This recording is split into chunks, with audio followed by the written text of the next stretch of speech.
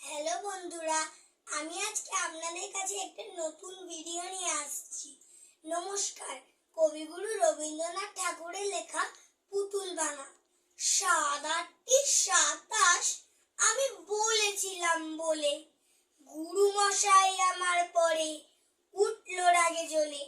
মাগু তুমি ৫ পয়সায় এবার রথের দিনে সেই যে রঙিন পুতুল খানি আপনি দিলে কিনে। খাতার নিচে ছিল ঢাকা, দেখালে এক ছেলে। গুরু মশাই রেগে মেগে ভেঙে দিলেন ফেলে। বললেন, তোর দিন রাত্রির কেবল যত খেলা, একটিও তোর মন বসে না পড়াশোনার বেলা।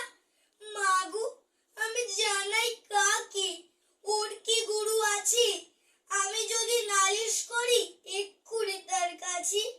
কোন রকম খেলার পুতুল নেই কি মা ওর ঘরে? সত্যি কি ওর একটু মন নেই পুতুলে পড়ে?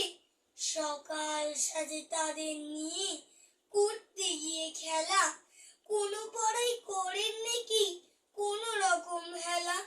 ওর যদি সেই পুতুল নিয়ে ভাঙেন কেউ রাগে, বল দেখি মা ওর মনে তা কেমন তর লাগে?